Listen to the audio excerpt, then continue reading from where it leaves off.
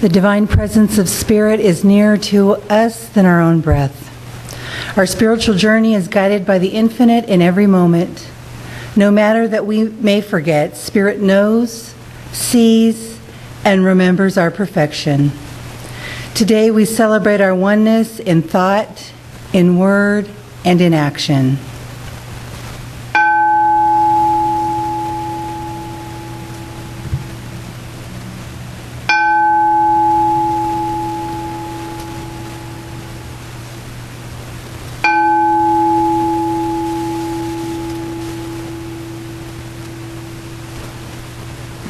Good morning, I'm Kim O'Connor and I'm your spiritual guide for the day.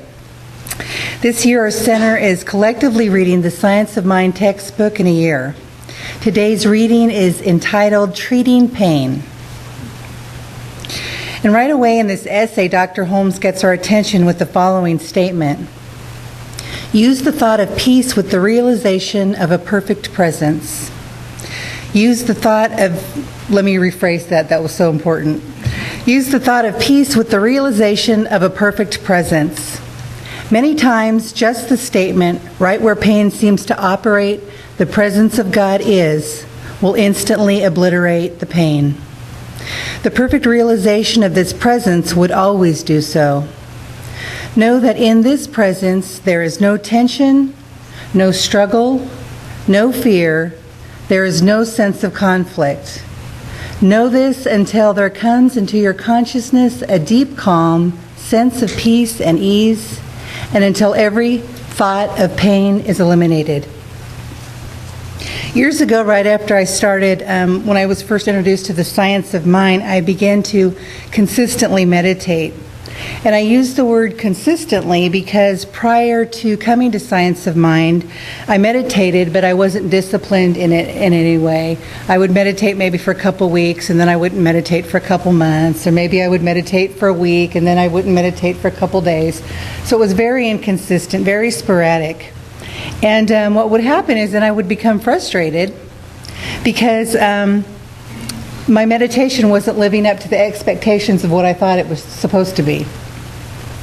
And what I see now years later is that I was trying to control the meditation. I was trying to control the process. And there's just no controlling the process. There's just no controlling anything. And so what happened was, at the time, on the visible realm, there was a lot of pain for me. There was a lot of upheaval. There was a lot of struggle.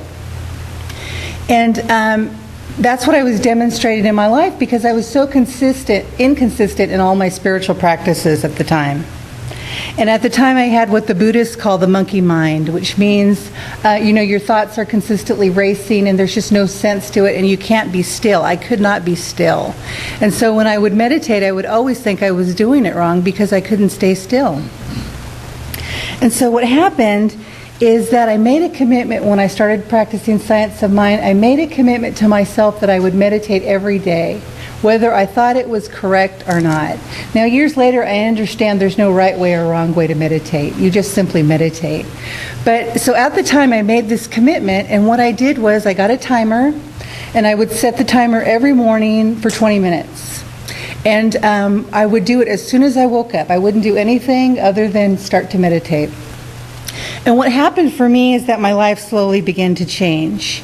And for me in Science of Mind, I always think about the visible and the invisible. And oftentimes in the visible world, there will seem to be the appearance of lack or limitation, or there'll be an appearance of what seems to be a struggle.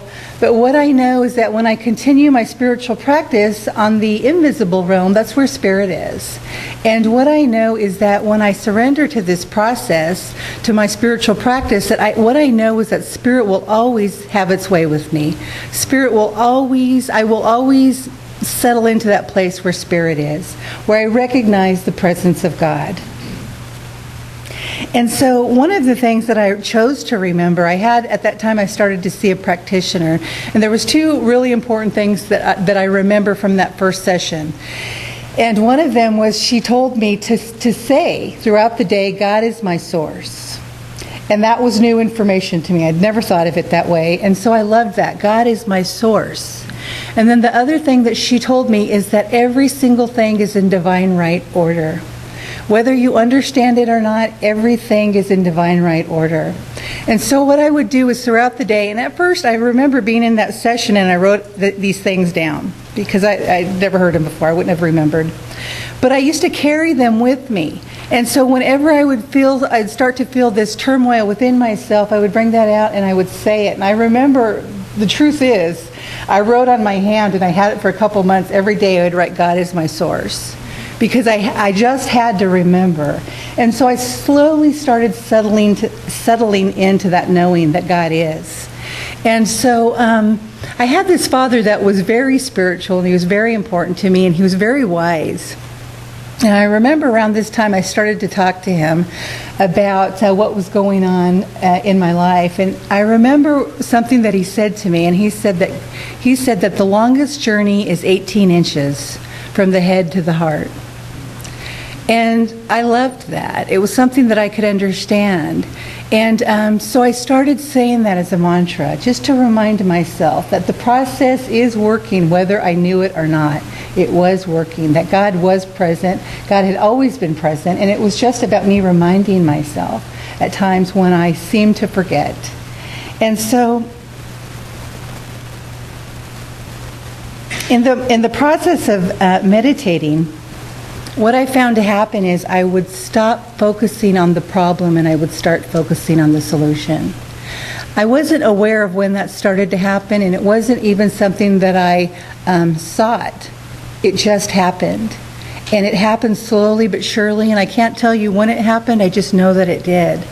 And so in those moments of peace and quiet, there started to be more of an awareness of God and all the things that were possible, instead of any fear that I had and everything that I thought was impossible. So one day as I'm meditating, a subtle shift seemed to occur within me. And when I was thinking about this as I was writing and preparing for this week, the words that came to me is, it seemed as if the silence just settled upon me. And that was my experience. One day I just felt the presence of God, and I felt this overwhelming silence within my mind. And I said I had a monkey mind, and it was true. So all of a sudden to have that quiet within my mind was incredible. And at first I was startled by it. But what happened is I slowly started to become accustomed to the silence. At first it felt uncomfortable to sit in the silence. But then I got used to my own presence, and I got used to sitting with God. And the morning that happened, it had seemed, when I started the meditation, there was a great heaviness within me. And what occurred is, during the midst of that process, by the time I was done meditating and my 20 minutes were up, that heaviness had been lifted. That heaviness was gone. And one of the things that I have often heard practitioners say is, it dissipated into the nothingness from whence it came. And that was the truth for me. And what I can honestly tell you is that heaviness has never returned on that level again. There have been times when there has been heaviness within me, but never to that profound extent. Right where pain seems to operate, the presence of God is, Dr. Holmes tells us. I love that. Those words alone are valuable to meditate on, to say as a mantra. And slowly repeating the words, and not just saying them, but feeling them, is meditation, and it's also treatment.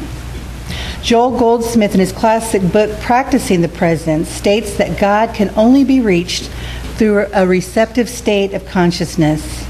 And for me personally, the consistent practice of meditation has slowed me down enough to introduce me not only to myself, but to the presence of God within me.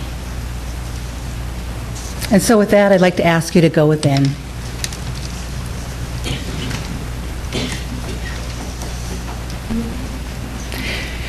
Here in our secret place of the Most High, the inner chamber of our own soul, we practice the presence of God. God is the creative principle, the source, the all in all, the ever-present good, infinite intelligence, omnipresence, pure consciousness, love, joy, all of this and oh, so much more. And as God is, I am the I am, one with the one divine mind, individualized in pure spirit.